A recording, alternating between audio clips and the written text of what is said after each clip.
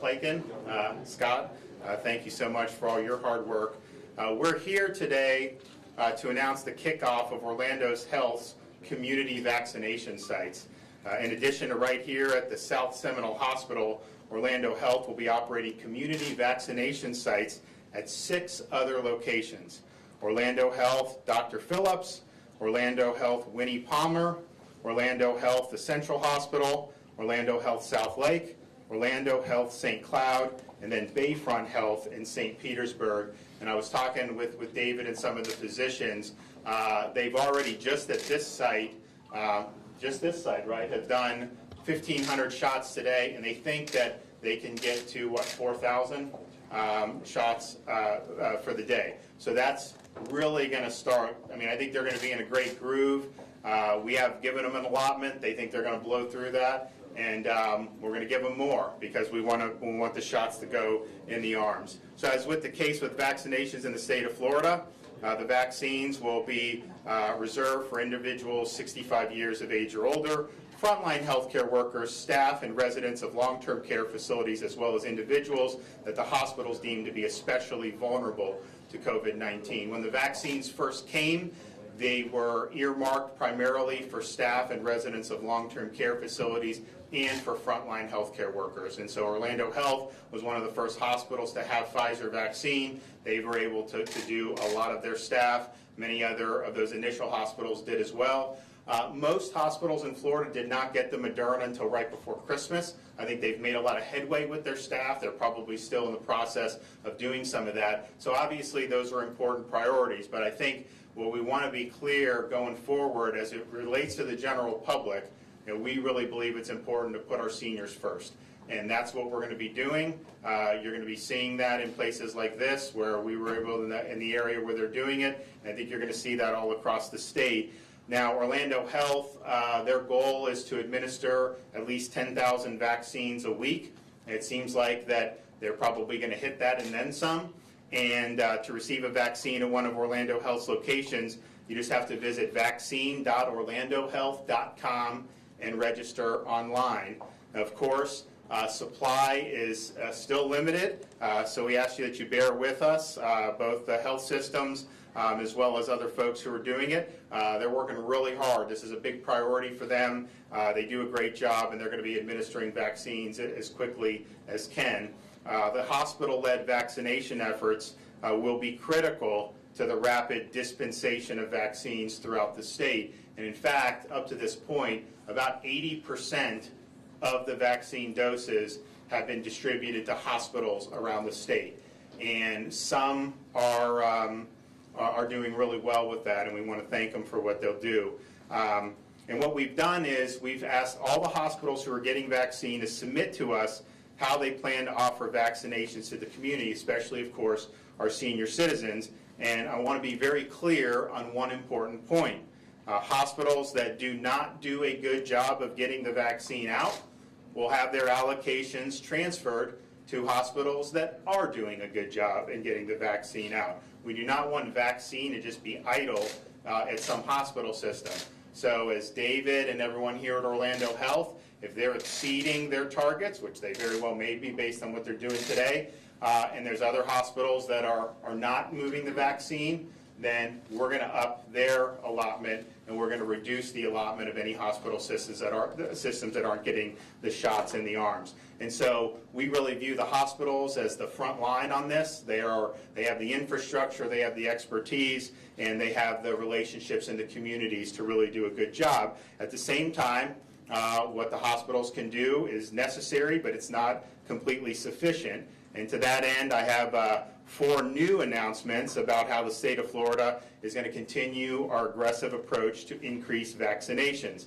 So first, I've directed the Division of Emergency Management to work with the Florida Department of Health to identify state-run COVID-19 testing sites that can be converted into vaccine sites. So these are sites that are generally pretty large, have a lot of parking capacity, have drive-through capacity, and we've shipped a lot of vaccine to long-term care facilities, all the major hospitals in the state, county health departments. We need to add additional layers to the vaccination strategy, we believe we'll have enough doses to be able to do that. And while we may not be open, may not be able to open all the sites we want to right at the start based on supply, we do think that there's going to be enough supply to establish some additional locations. So we're going to have more announcements on that this week. And basically what we're trying to do is figure out any way to get this into the community so folks have access to it. The second announcement is that the state of Florida will be identifying places of worship in underserved communities where we can administer the vaccine. So we already piloted the idea at a church in Escambia County up in Northwest Florida, and it was a great success. We were able to vaccinate over 500 seniors and also have them scheduled for their booster shot, which they will then receive at the same location when that time comes. So you're going to see this approach all over the state, and we'll be making more announcements on that very shortly. Third, I've directed the Division of Emergency Management to activate existing contracts for 1,000 additional nurses to support vaccination efforts, and we're going to deploy them throughout the state to help vaccination sites, public sites that the state may run. We may even help if a hospital is shorthanded. Basically, however they can help facilitate shots getting in people's arms, we want those nurses to be able to do that. And of course, these personnel supplement the more than 800 National Guardsmen who've been mobilized in this effort from the very beginning, and were instrumental in our strike teams vaccinating seniors at over 100 skilled nursing facilities in the first 6 days of receipt of the Pfizer vaccine back in the middle of December. And fourth and finally, I'm directing the State Emergency Response Team to assume additional responsibilities regarding administering vaccines in Florida's nearly 4,000 long-term care facilities. So currently, the vaccination of residents and staff in long-term care facilities, including assisted living facilities, are being handled by CVS and Walgreens pursuant to an agreement they have with the federal government, but we want to accelerate that pace. We believe vaccinations, the sooner the better, and so there's no time to waste. So you're going to see more state effort, additional state effort than what we've already done, which has been significant in those facilities. And I just want to be clear on one thing. We don't believe it's time to rest. So any state site, if we do a drive-through site, if we do a pod somewhere in a community, I've ordered that anything the state of Florida is doing is open 7 days a week. So if you have a drive-through site down in Miami, we want that open 7 days a week. And I've also asked the hospitals to consider expanding their services to 7 days a week. I just think it's going to be easier for people. It'll be more opportunity for people to be able to get in and get vaccinated. And we really view, particularly, these next 2 months as really crunch time. So anything the state's doing, it's going to be 7 days a week. Now, the opening of hospital vaccination sites, along with these 4 new actions, are a timely complement to our first 3 weeks of vaccinations, where we were able to see a lot of great things. Florida was the first state in the nation to begin offering vaccines to staff and residents of our over 4,000 long-term care facilities. We're also the first state in the nation to begin offering vaccines to EMTs and paramedics. And most importantly, we were the first state in the nation to mobilize our county health departments and county emergency managers to begin actively vaccinating seniors in our communities. In the first week, which when we got vaccine in the middle of December, we only had a handful of hospitals that was given it. Orlando Health was able to be one of those, and they started using it. They were focusing mainly on their staff, particularly people that are in contact with COVID patients, doctors and nurses, and they've had a really good response here. I asked them what percentage of people are doing it, because you hear stories around the country of, most of the nurses don't want it or whatever. Well, here at Orlando Health, they said at least 90% of physicians have taken the vaccine, and about 75% of their nurses have taken the vaccine. So I think those are numbers that are higher than what's being reported in some other parts of the country. Of course, in the first week, once we had word that CVS and Walgreens would not begin vaccinating until another week after the initial doses were received, I directed the Florida Department of Health, Division of Emergency Management, and Florida National Guard to mobilize EMS strike teams to immediately begin offering vaccines to staff and residents of long-term care facilities. We didn't want a week delay, and so they were able to do in just 6 days' time over 100 facilities in 2 heavily senior-dominated counties, Pinellas and Broward, and I think that that was really, really good. And now you're going to start seeing all those seniors that first week who got the Pfizer, they're going to be getting their booster shots very soon. And so we're going to continue to focus on that mission. Now, just before Christmas, the state received the first shipment of the Moderna vaccine, which was directed to over 170 hospitals that span the entire state. So most hospitals in Florida received Moderna right before Christmas, and I know they were working on doing their staff. Now, Christmas, New Year's is not the best time to be able to reach all your staff. That's just the way it goes. So they've worked really hard, and we appreciate it, and we understand that the timing, if it was early October, would have been a little bit different. But I think that they've worked really, really hard.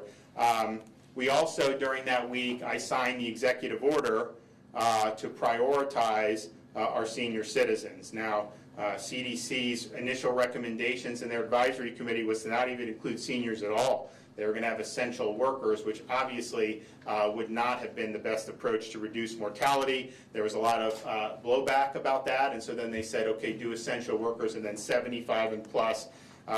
In Florida, we don't believe that's the best approach for our state. We believe we've got to focus on senior citizens, and so here the seniors are the priority. You know, we don't want a situation where someone's 20 years old working at a grocery store, which is an honorable thing and great, but that person get priority over a 74-year-old or a 73-year-old grandmother. No, we've got to focus on seniors and put our seniors first. And then this most recent week, we were able to send vaccine to every county health department and nearly every hospital in the state. So the vaccine is now available statewide. This was also the week when county health departments began working with local partners to offer vaccines in the community. So right before New Year's, I had the privilege to go down to a senior community called Kings Point down in Palm Beach County, and working with the Palm Beach County Health Department, they were able to administer hundreds of vaccines to residents of the community, all of whom were age 65 or older. It was a good event, and this is the type of thing that we're going to continue to replicate in other senior living communities across the state. Now, as we enter the new year, I think there's a lot of reason for optimism. I mean, I've talked about some of the statistics that you hear what's going on today. I think you're going to see that at hospitals throughout the state. They have all the staff back, everyone's ready, and we're going to really hopefully see a lot of shots going. So I think that we want to continue to see this vaccine administered as quickly as possible. We want to continue to get more and more supplies. But just in a couple weeks' time, you went from only being able to send it to a small amount of hospitals to now having it available across the state with hospitals. And then, as I mentioned, we're going to be doing some stuff with the test sites. I'm also going to have a number of announcements this week about other innovative ways to get this into the community. So 2020, not the best year that I think any of us have had. It was really, really tough for a lot of people. No matter whether you ever had any encounter with COVID, it was still tough for people. And I think 2021 is going to be brighter. And I think this vaccine is providing a lot of hope to a lot of people. So I want to thank the folks here at Orlando Health for really being the tip of the spear.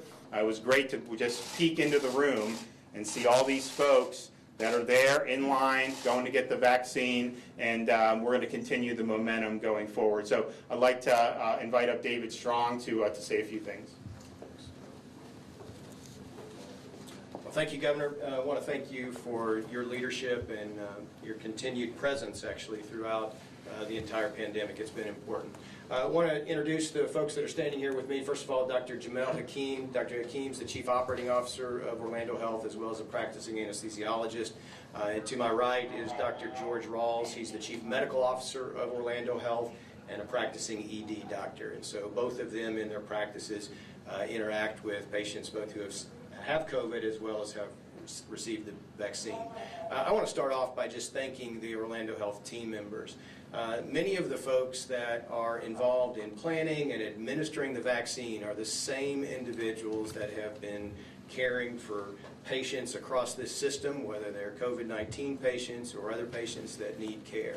And so the individuals that really carry the weight every day are continuing to do that. And so it is with sincere appreciation and thanks for our team members and our physicians for their continued amazing work throughout this year and what they will do going forward. Also, just a quick comment on our process for the vaccine. It has been a very purposeful process. As you heard, we started off initially with frontline staff, both from a physician standpoint as well as a clinical standpoint, that take care of patients that potentially or are COVID positive. We've administered about 10,000 vaccines to that population. As you've heard this week, we anticipate that we will have another 20,000 vaccines administered. That focus is on a few different areas. First of all, we are focused on opening up to any healthcare worker or frontline individual, first responder, that's not employed by Orlando Health. And so if there are any, whether it's a dental office or other physician offices, if they want to receive the vaccine, they can go online and book an appointment to do that. Another area that we're focused on is nursing home and long-term care facilities, as well as assisted living facilities that have not been served yet by the other individuals that are administering the vaccine. We want to be able to help them. And then another area that we have focused on is really our team members, family members that are over 65. And that is a purposeful place for us to focus. One, it's people that we know. Two, as you may have heard, as you've read, one of the greatest weights that frontline caregivers carry is, are they going to give COVID-19 to their families? What impact is that? And so it is a purposeful approach for us to focus on our team members and their loved ones. Next week, the week of January 11th, we will transition from those areas that I talked about to going outside of the hospital. We will open up 6 clinic locations. A few of those will be drive-through, but trying to make that more accessible than trying to come on a hospital campus. And so it will be more of a clinic environment with even an easier scheduling process. I'm going to turn it now over to Dr. Rawls. Dr. Rawls will give a little more detail on the process that we've gone through, but also talk about any of the clinical implications that we've seen from providing the vaccine. George. Thank you, David and Governor. So we've had a very positive experience so far with our vaccine program. We started the program on December 18th. As David mentioned, it was focused on our frontline healthcare workers, and we included all of the team members that were part of our surge plan that would have been drawn into patient care activities had the situation gotten to the point that we needed them. And that worked really well. We got thousands of people through in 4 days. To this point, we have about 10,000 people that were part of that group that were vaccinated that are now coming back in for their second dose of the Pfizer vaccine this week.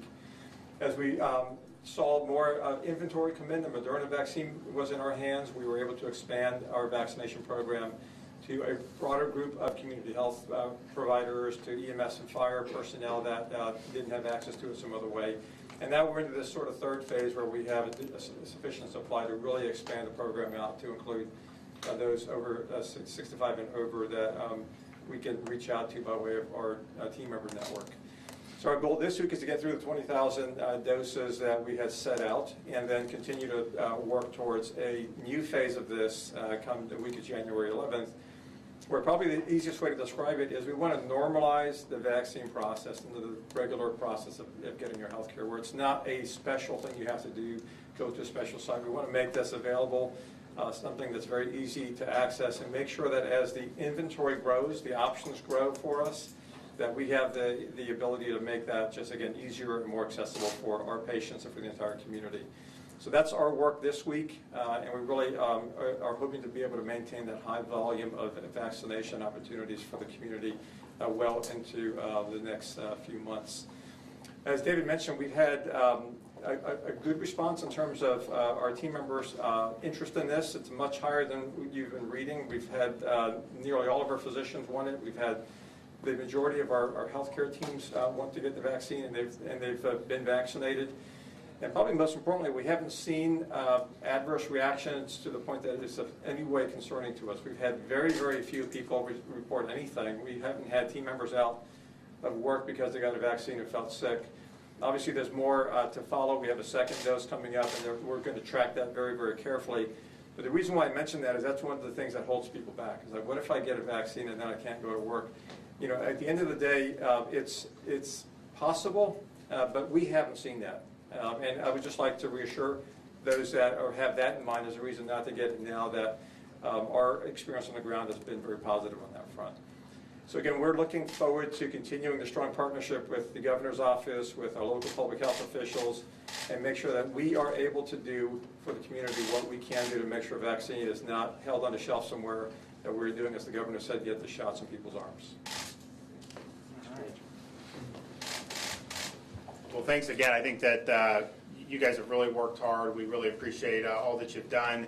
And just to remind folks, when you have that vaccine in any of the hospitals, we want you to use the vaccine. If you're not using it, then we're going to make sure that additional allotments are going to be reduced and then expanded in places where they're really making good use of it. So. You know, it's not the easiest thing. We understand that, but this is really, really important. So I thank all the folks throughout the state who've worked really, really hard to be at this point. And I'm just optimistic that seeing what's going on here.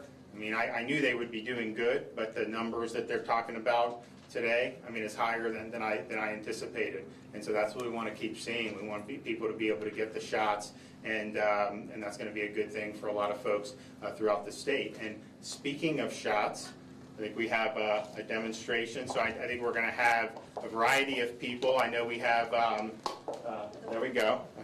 So we got, and then you have patients. Okay, great. So we have first responders. How many total are we doing? 5. So you have 2 first responders, a nurse, And 2 over 65. and 2 elderly. Yes. Okay, so 5 shots, first responders, I think 1 healthcare worker, and then 2 65 and over. Take it away.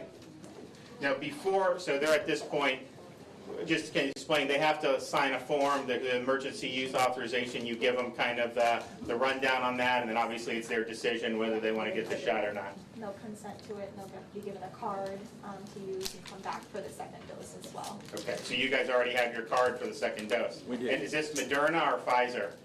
This is the Moderna. Moderna. So Moderna would be basically almost a month, I mean 28 days. So if they're getting it in early January, they're going to be back probably sometime in early February, and that's great. Take it away. Since I'm sitting here, you can go left. Oh. I'll make it easy. Thank you. Chief been working out because it was honored. And you guys both work Longwood Fire? Yes, sir. I didn't see you over there. How's it going? Good to see you. Ready? I'm ready.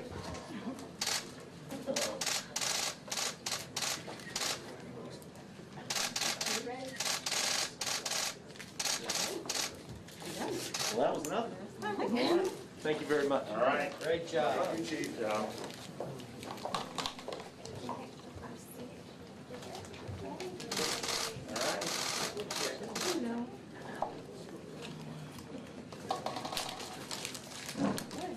And what's your name? Judy Wright. And you live here? I do, yes. And I'm, work at San Lando United Methodist Church, just down the Oh, street. wonderful. And our pastor, Jonathan Carmen, made me come today. He's worried about me, so here I am. Good. And Well, my husband. seems like it's going to go well. We've had a lot of good success, sir. Thank you. Good job. Thank you. Oh.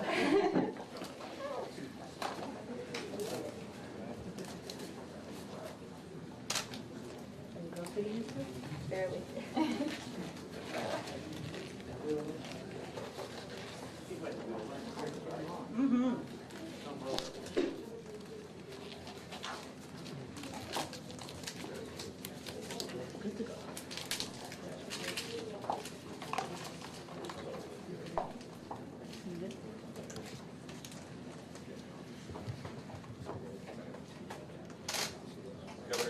ask you a question while they're doing that? As soon as they're done, we'll open that. All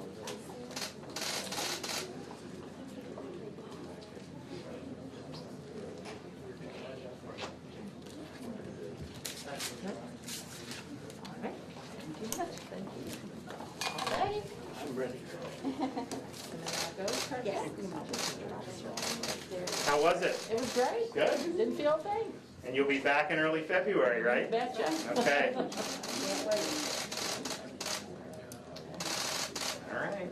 Thank you for the opportunity. Easy does it, right? Yeah.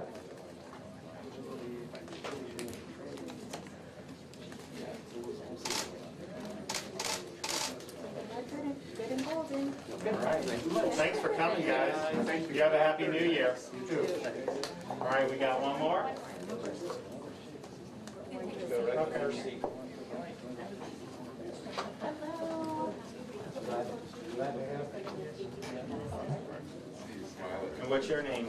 Gloria Feldman. You live in Seminole County? Yes, I do. Great. And you have an appointment to come back in when, early February? Good.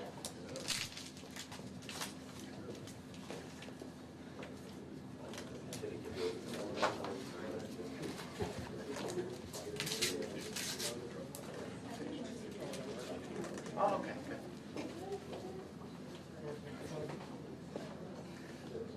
good. And you have a child, a son or daughter that works here? My daughter-in-law. Oh, daughter-in-law? Okay, great.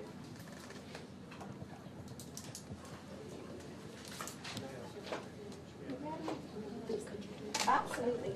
Regular freezer, like when you take it out, how long can it be on the freezer? Okay.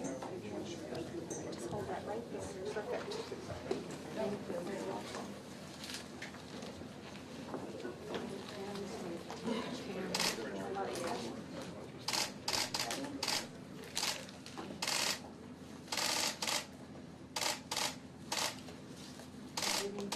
Good. How was it? No problem? I didn't feel it. There, great, see? Who's that?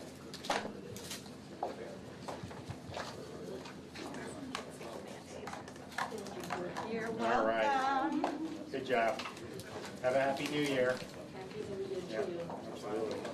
Well, there you go. And I got to say, we've been now doing these for a few weeks. We've been doing the demonstrations, and there's never been a hitch in the giddy up. No problem with anything. It's just, it's a needle. Some people don't like them, but it's not been any issue. Everyone's been fine with it, and so we want to thank you guys for doing it. I know you're going to do a lot more today, so we appreciate it. With that, we'll take a couple. Yes, sir. So, Governor, I just want to ask about you've heard about the nationwide, in some cases, criticism of the law. I'm talking nationwide, but you seem to be very in tune with that. You talked about kind of ramping up things here in Florida. You said the time is now. You said hospitals.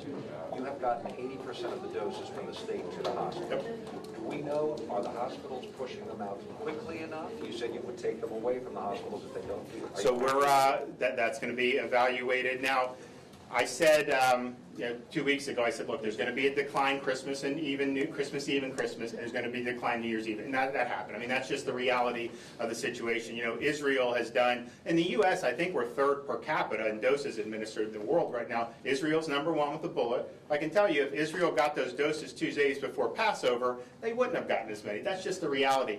So I think a lot of the criticism nationwide is kind of unfair. There just wasn't the doses in hand until really right before Christmas. Only Orlando Health and a handful of other hospitals had the Pfizer that first week. Almost nobody else did. And so I think what we've tried to do in Florida is say, we trust, obviously, our healthcare delivery system. I mean, that is who's going to do the best at this, and we're going to constantly evaluate. The fact that they're on target to do 4,000, guess what? I'm going to Jackson Memorial in Miami today. I'm going to tell Carlos, the CEO, Carlos, they're doing you better be doing that. You can not beat them. So I think we want to see a healthy competition of where we're getting this out in the community and doing it in a really good way. And I think also what Florida, I think, has done is when we saw a gap with long-term care the first week, we filled it. Over 100 facilities right off the bat. When we see some gaps in other parts, we're going to fill it. We're going to be at, we were at an African American church in Pensacola. We're going to be at some other places. We're going to do drive-through sites. And so a lot of this is just contingent on getting the doses. Now that this, we're going to have more in the county health departments, we're going to have more in the state, it gives us more ability to do some of these things. We're going to have some good announcements tomorrow. We're going to be partnering with the private sector. So I think that it's the new year. Everyone's now back. Christmas, New Year's is just, it is what it is. The hospitals are not fully staffed like they would want to be. I mean, that's just the nature of it. Now we're in a situation where I think what they're doing at Orlando Health is a great model. I think other hospitals are going to be doing it. And I think you're going to see those numbers, not just in Florida, but nationwide really jump. But I think it's important to point out, Florida's approach, I think, is the better approach. If you have a 73-year-old parent, 73-year-old grandparent, in the vast majority of states in this country, they are simply not eligible to be vaccinated. And we don't believe that's right. We believe the seniors have to be put first. Obviously, they've done healthcare workers, and they'll continue to do that, and they should. Obviously, we're doing staff of long-term care as well as those seniors there. But our senior population deserves to be the priority. We were the first to come out of the gate on that. We've had Texas, and I think Louisiana, Georgia, Colorado has followed suit. But I can tell you, that's the way to go. And we're going to continue to build capacity as we get more doses in. So I'm optimistic. Governor, you initially started vaccine distribution with healthcare workers, and now it's expanding to those 65 and older. Are you considering adding teachers to that list? Not at this time. I mean, any teacher that's 65 or older or who meets other criteria. I mean, for example, the hospitals have the ability to vaccinate somebody regardless of age if they're especially vulnerable to COVID. But basically, this is for us, this is based on data. And if you look at the COVID mortality, 65 and up represents over 80% of the COVID-related mortality in our country and in our state of Florida. So that's where we got to focus on the outset. We were talking before we came in with some of the docs. The Johnson & Johnson vaccine, we think we're going to get data on that very soon. They could file for emergency use authorization potentially this month, but certainly I would think by the beginning of February. That's approved. You're then looking maybe sometime in February to have a one-dose vaccine. And we'll see what the efficacy is, but I'm hearing it's pretty good. One-dose vaccine produced to scale, that is where I think you can get in easier to folks who are in the workforce. But the fact is, just based on the data, the average person under 65 in our workforce has been at less risk than our senior population to COVID. So we're going where the risk is greatest. We're going where we can have the most impact on saving lives. Governor, what's the next subgroup going to be? Do you know when shots are coming in, how many for next week and the following weeks? Because it sounds like you're really gearing up your troops, but... So we get the final report, I mean, usually maybe 3 days before it ships. Now that Moderna and Pfizer both have EUA, it's a little bit more predictable, I think. So we basically get an allotment, and then we determine kind of how to do it. So, for example, Orlando Health, if they do 20,000, and David said, you know, we could probably do 30,000 next week, then maybe we do that. And if someone else has been given a lot and hasn't gone through it, maybe we dial that back. So, but we usually know the week before the precise amounts. But I do think it's going to get pretty predictable, and I think that'll be really good for everybody to kind of have a good sense of where we're going. And all in all, the fact that we've gotten it when we've gotten it, it hasn't been perfect, but man, this is a big logistical operation. I give the federal government a lot of credit. I mean, I think there's so many things that could have gone so wrong, and by and large, when issues have come up, you've been able to troubleshoot them. During Christmas, Governor, during Christmas and New Year, we reported have a lot of cases, a lot of people going out and partying. What the expert says that it will increase the numbers of people getting positive results. What do you think? Well, look, I mean, what I would say is, you know, we trust people to make decisions. I mean, I think that, you know, this idea of browbeating everybody, I just don't think it's been effective nationwide. I mean, you know, you look around the country, you will literally have an elected official stand at the podium, wag their finger, say, you do not travel over the holidays, and then literally, right when the press conference goes over, that same person is driving to the airport. You have somebody who's saying we can't open schools because it's too dangerous, and then they're caught on a beach somewhere in Puerto Rico. So I think we just need to say, use common sense. But I think we have to be, I think we have to recognize some of the misfires that some of the information and the advisory from particularly experts have had. I mean, they've had some very contradictory advice over these many months, and I think some people have lost faith, and I worry about that, not as much for behavior, but more for confidence in the vaccine. If you have experts saying the vaccine is good, which I think the data is strong on it, we want people to take it. We're not going to force anyone, we want them. Are people going to be willing to say, you know what, I trust that? And I just think there's been so many problems with some of the stuff that we've seen. So just people just use common sense, it's particularly if you're in an elderly population. Look, the light's at the end of the tunnel now.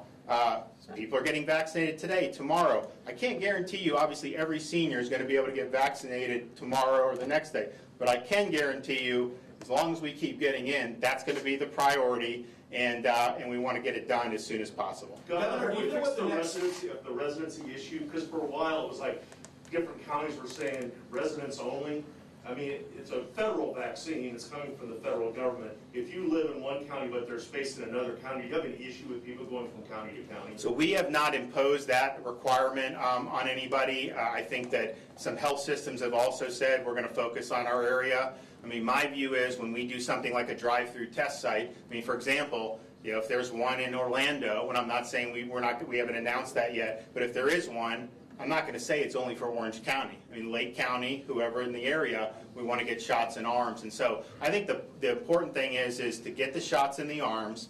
Now, there obviously has to be some structure to it. Otherwise, it's not going to be as effective. But at the same time, I do not want to see a vaccine sitting around not being used when you could be putting a shot in an arm.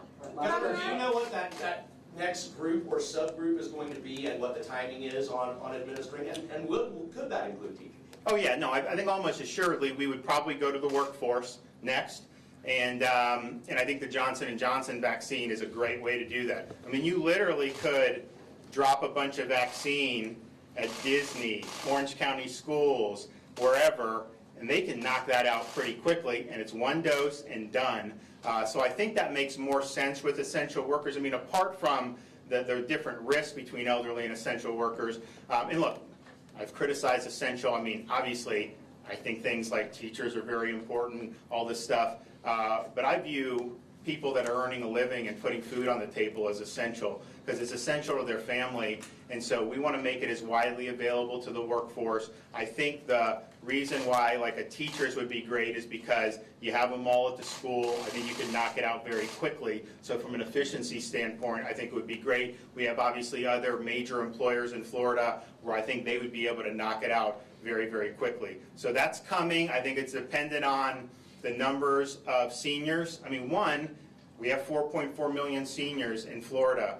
And I said, obviously, we don't have enough vaccine at the outset. People need to be patient and understand that, and I think they do. But we don't know for sure what percentage of those over 65 are going to opt for the vaccine. I think many will. I think the majority will. But, you know, we've gone to some of the long-term care facilities, and some have been 90%, some have been 50%. Some have just said that they didn't want to do it, and that's fine. There's not going to be any type of forcing. But as we get through, and then we see how demand goes, you know, we obviously, if there's vaccine available and the senior demand goes down, it's not going to happen anytime soon, but maybe weeks in advance, months, then all of a sudden you're looking at, okay, well, let's get it out there to folks. So we're doing it, but I really think that the key to this for really doing well in the workforce is this Johnson & Johnson, the one dose. It makes it so much easier when you're talking about workforce to be able to get that done. So that's going to be our hope. I would just say, monitor this. We're going to get news on Johnson & Johnson very soon. And I think it's going to be good news, and I think that will give us another arrow in the quiver, you know, as we continue to do this vaccination march. Thanks, everybody. We'll be back soon. Can we ask Dr. Wells a question, please? Sure. When it comes to what you guys are going to start doing Thanks, next guys. week, does that mean that you're over 65 and come to your facilities and get shots? Everything's good? Yeah, so that's the goal for next week, is to make it more available to a larger group of folks that are 65 and older, and to include folks that are younger than